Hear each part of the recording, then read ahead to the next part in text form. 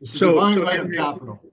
so Henry, you say you've been talking about these issues, writing about these issues for half a century, about how these neoliberal tendencies have undercut democracy, have changed education from the goal to produce well-informed citizens into perform and producing robotic workers. Um, where do you think this leads, and what do you think where further? And now we're in the Trump years again. He's already taken charge, and those trends are going to accelerate. So, where is this going to leave us uh, in the near future? And is there anything people can do about it? Oh, I mean, look, we're not just simply in a crisis. We're in the midst of what might be a planet-ending catastrophe. I Mm. mean, Fred Jameson, before he died, had that famous quip. He said, "I can imagine the end of the world before I can imagine the end of capitalism," right? And I think that the contradictions now in the next 2 years are going to become so severe. There's a potential for people losing Social Security. Mhm.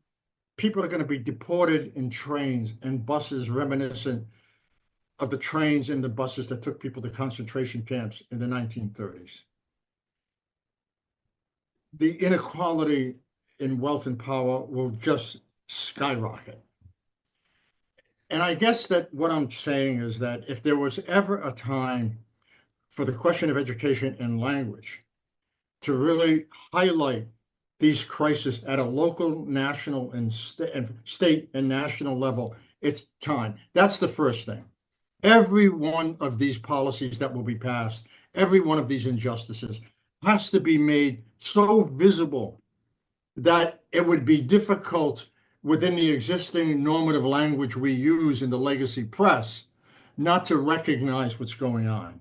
In other words, this kind of fascist politics, economics, and pedagogy has really got to be exposed. There's no sitting back anymore. The politics of normalization has got to be completely eliminated. We can't stand for this anymore. The racism will get worse. We know how this is going to turn out. Secondly, you've got to have mass movements. We cannot allow these movements to fragment into local forms of opposition. I mean, local forms of opposition matter because that's where people live. But there has to be national organizations that hook up with social movements and unions that have the power to shut down this economy. Chris Hedges has argued, my friend Chris Hedges has argued recently, and I agree with him. We need to reinvent the category of coupling mass consciousness with direct action. So when we hear about 400 faculty who are being laid off at a university in Texas because they refuse to make the claim that abortion is not a sin, uh, it's not a matter of mobilizing just that faculty.